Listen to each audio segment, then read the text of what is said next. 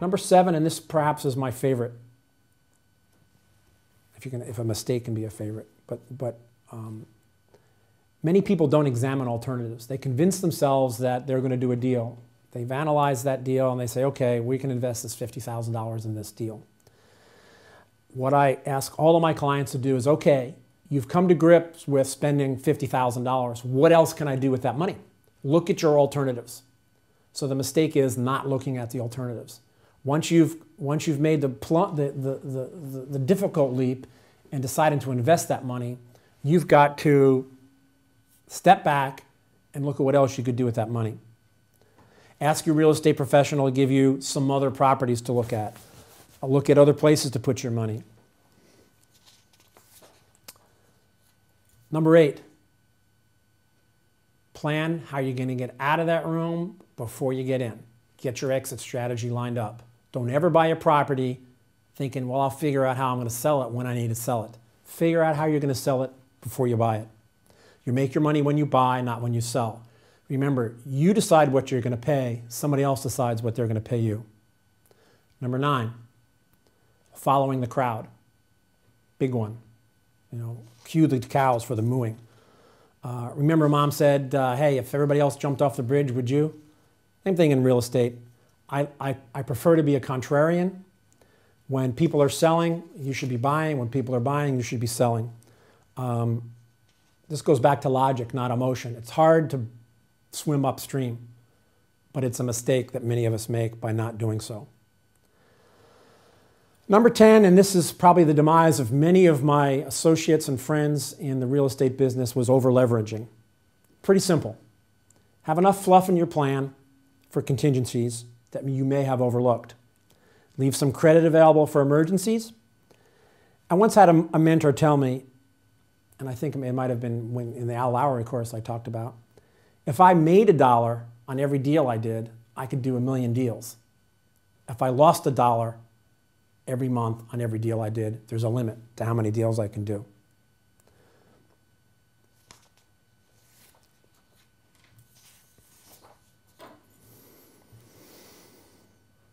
Let me talk a little bit about immersion investing. I call myself an immersion investor. It's a technique I use, and it may work for you. I think immersion is probably the polite way of saying obsessive compulsive, but let me go on. I'm a total immersion guy. I immerse myself in everything that I do. I immerse myself in tasks that deem worthy of my time and my total and complete knowledge. To immerse yourself in investment means to immerse yourself in the facts, the smells, the location, the opinions, the neighborhoods, the colors, the people, the weather. Sometimes instead of driving to a property, I'll walk to a property. I'll go a different way, come from a different direction. I'll park and sit in front of a property. If I'm looking at a house, I'll sit in a room. I'll sit in another room. I'll go in the basement, shut the lights off. Look at a property in many different lights, so to speak. I'll talk to anyone associated with the property. I'll talk to the neighbors. I'll come back after the realtor shows me the house and make believe I'm walking my dog.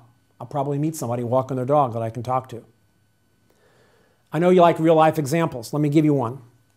A number of years ago, I stopped at my daughter's office to take her to lunch. She had a new job at an office complex. She was working for a yacht broker. When I drove up to the property, there was a for sale sign in the property. I knew the realtor. His name was Jim McMenemy, now with Remax. And the property looked in pretty bad repair. I called Jim, and I said, hey, Jim, what's the deal on this property? He says, Greg, you don't want this property. It's like 15% occupied. When it rains inside. It's got tons of air conditioning problems. It's a maintenance nightmare. The bank's taking it back.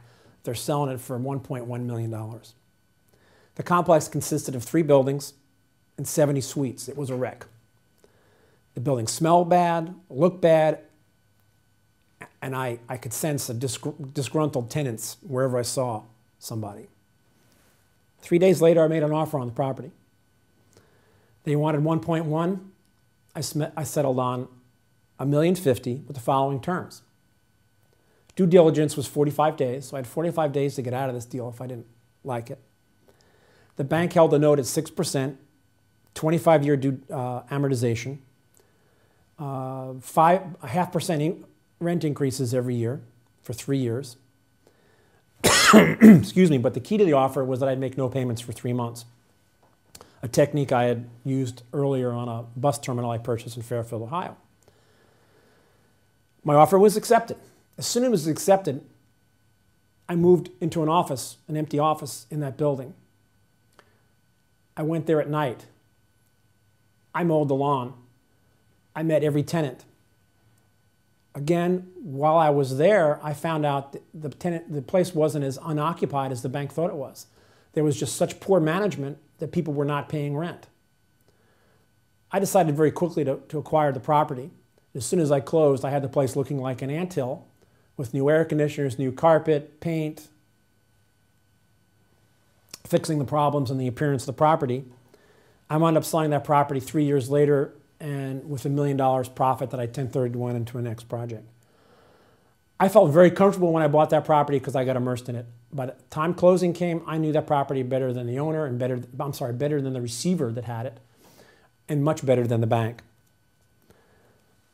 By the time I closed, it was 75% occupied and would cash flow very well.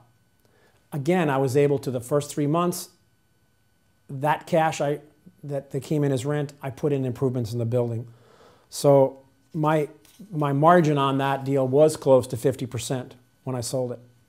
Immersion is knowledge to me, and knowledge is absolute king, knowledge is power.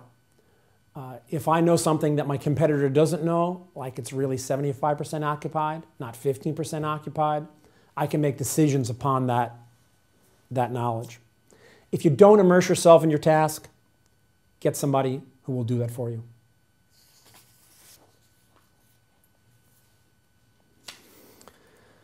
It takes courage to be rich.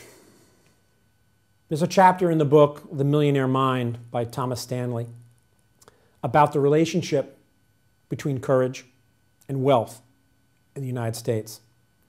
He makes a very strong case that the wealthy people possess courage. Courage is the ability to motivate yourself constantly to overcome fear. It's not being afraid. It's the ability to go forward when you are afraid. Courage implies heart, spirit, temper, and disposition. I have a good friend named Mike Willett who was a top salesman for WCI, and he's an avid real estate investor. He uses an expression to define some of his clients that don't want to invest after spending a lot of time looking at an investment. He says they just won't pull the trigger. If you've seen your friends and associates making money in real estate and you wish you were doing the same thing, perhaps it's because you lack courage. Making critical decisions about your career, excuse me, your business, investments, and other resources may conjure up a fear, but fear is part of the process of becoming a financial success. You need to have the heart, the spirit, the temper, and the disposition that allow you to go forward past that fear. Long before the Nike slogan, I used to tell investors, just do it. I was a manufacturer's rep for many years, and I had friends that were in the sales business, and they used to come to me and say, I went into my own business in 1984. Friends of mine would say, well, Greg, I just can't get everything ready to go do that. My mortgage payment is a little bit too high, or I got a kid coming, or I'm waiting for a big deal to close. My comment to them was, if you wait for all your ducks to get lined up, you'll never get in the water. You just got to go forward and overcome that fear, because you can always come up with a reason not to do something. I always tell my associates and my employees, actually, don't tell me how not to do something. Tell me how it can be done.